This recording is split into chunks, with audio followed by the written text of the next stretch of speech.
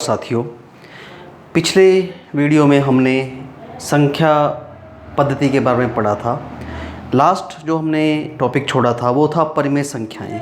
ऐसी संख्याएं जो p बाय q के फॉर्म में लिखी जा सकें, जहां p और q दोनों पूर्णांक हों और q is not equal to 0 हो।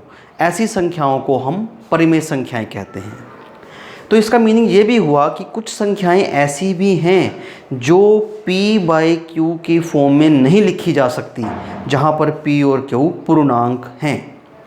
उन संख्याओं को हम अपरिमेय संख्याओं का नाम देते हैं। जो संख्याएं परिमेय नहीं हैं उनको अपरिमेय संख्या कह सकते हैं, बिल्कुल एक छोटे रूप में। और इसके जो उदाहरण हैं वर्गमूल 2, वर्गमूल 3, वर्गमूल 5, पाई, 0.01, 001, 001 एंड डैश डैश डैश आसान संख्या है।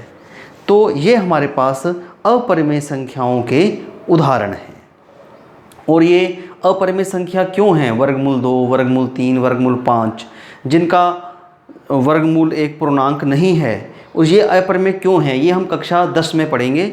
लेकिन अभी हम ये जान लें कि ये सारी अपरिमेय, पाई भी एक अपरिमेय संख्या है। परिमेय और अपरिमेय संख्या को मिलाकर इकट्ठा करके जो संख्याओं का संग्रह आएगा उसको हम वास्तविक संख्याएं कहेंगे। एक साथ ली गई सभी परिमेय संख्याएं व अपरिमेय संख्याओं की संग्रह को वास्तविक संख्याएं कहते हैं। यानी कि रैशनल नंबर और जो इरेशनल नंबर हैं उनका जो संग्रह है उसको हम रियल नंबर कहते हैं। अब देखते हैं एक्सरसाइज 1.2।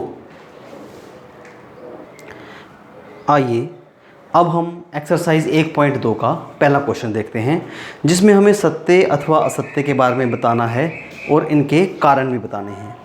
पहला पॉइंट है, प्रत्येक अपरिमेय संख्या वास्तविक संख्या होती है। ये बात सत्य है, क्योंकि अभी हमने परिभाषा पढ़ी थी कि जो वास्तविक संख्याएं हैं वो अपरिमेय और परिमेय संख्याओं का संग्रह हैं। दूसरी बात है, संख्या रेखा पर प्रत्येक बिंदु वर्गमूल m के रूप का होता है, जहां m एक प्राकृत संख्या है। और यह बात असत्य है, क्योंकि कोई भी ऋण संख्या किसी का भी वर्गमूल नहीं हो सकती, क्योंकि संख्या रेखा पर नेगेटिव नंबर भी हैं तो वो किसी का वर्गमूल नहीं हो सकते। तीसरी बात है, प्रत्येक वास्तविक संख्या एक अपरिमेय संख्या होती है। ये बात भी असत्य है, क्योंकि उदाहरण के लिए 2, 3 ऐसी संख्याएं हैं जो वास्तविक हैं लेकिन वो अपरिमेय नहीं हैं। इसके बाद हम क्वेश्चन नंबर 2 देखते हैं। ये क्वेश्चन नंबर 2, क्या सभी धनात्मक पूर्णांकों के वर्गमूल अपरिमेय होते हैं? यदि नहीं तो एक संख्या बताओ जिसका वर्गमूल एक परिमेय संख्या हो। तो ये बड़ा आसान क्वेश्चन कह सकते हैं इसको, कि सभी धनात्मक पूर्णांकों के वर्गमूल अपरिमेय होते हैं। पहले तो बात इसका उत्तर है नहीं। और इन्होंने एक उदाहरण पूछा है, उदाहरण के लिए 4, क्योंकि यदि आप 4 का वर्गमूल करोगे तो 4 का वर्गमूल कितना आएगा? 2। तो 2 एक परिमेय संख्या है। इसी प्रकार से हम 9, 16 और भी कई संख्या ले सकते हैं जिनका वर्गमूल करेंगे तो परिमेय संख्या आएगी। अब हम क्वेश्चन नंबर 3 देखते हैं, जो कि वेरी इंपॉर्टेंट क्वेश्चन है। देखिए, ये question number 3 very important question है एग्ज़ाम के पॉइंट ऑफ व्यू से भी, और एक अच्छा नॉलेज वाला क्वेश्चन है कि अपरिमेय संख्या को संख्या रेखा पर निरूपण कैसे करना है।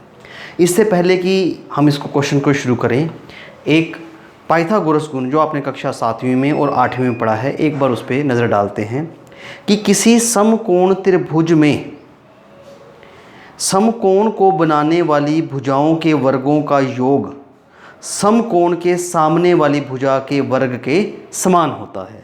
सरल शब्दों में ये कहें कि आधार का वर्ग जमा लंब का वर्ग कर्ण के वर्ग के बराबर होता है, या कर्ण बराबरे आधार का वर्ग प्लस लंब का वर्ग और उसका वर्गमूल।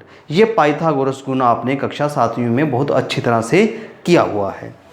इसी को उदाहरण लेकर हम अपना ये सेटअप देखें कि क्या किसी त्रिभुज का, समकोण त्रिभुज का कर्ण वर्गमूल 5 हो तो उसके संभव आधार और लंब क्या हो सकते हैं।